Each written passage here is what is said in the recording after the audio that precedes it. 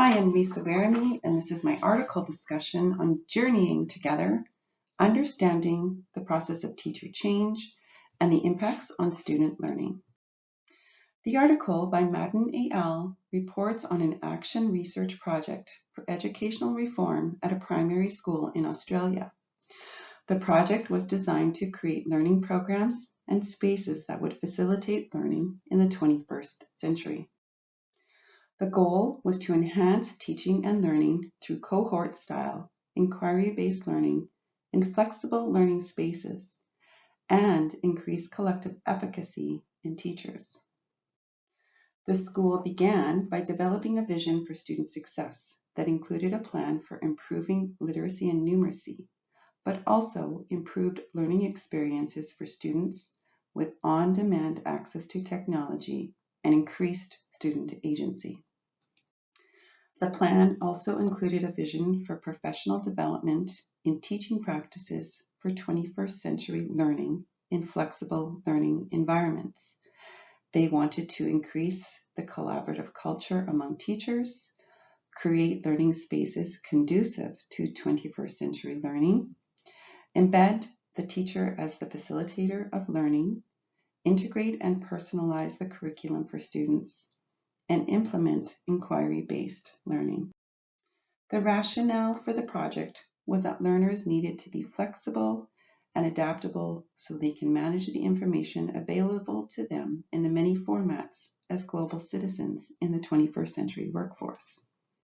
In essence, the learning environment needed to align with the demands they will face as collaborative, creative, critical thinking, questioning, and flexible individuals who are committed to ongoing and lifelong learning.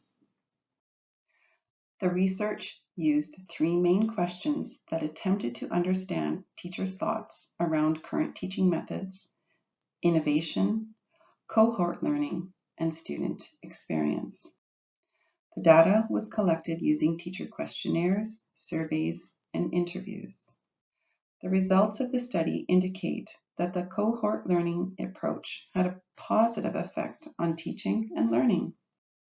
The conclusion was that the project was successful in what it set out to achieve. This is my commentary. This was a massive change project, and it was successful due to a variety of reasons. This project for educational reform was a collaborative effort by the school and various outside agencies.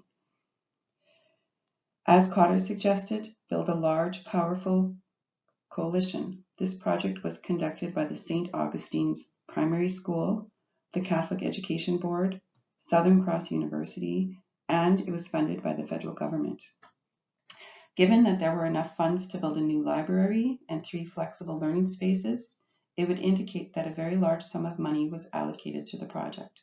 On its own, this would indicate a very strong commitment to educational reform, but it is also interesting to consider that the Australian government established an educational improvement initiative called Building the Education Revolution as part of its strategic plan in 2009 to 2013. The project also included the appointment of additional staff and additional in-servicing, and there was enough money to purchase laptops for all students in Australia. As also suggested by Cotter, the plan was very well articulated and included a strategic plan of action for improving student learning and developing teachers.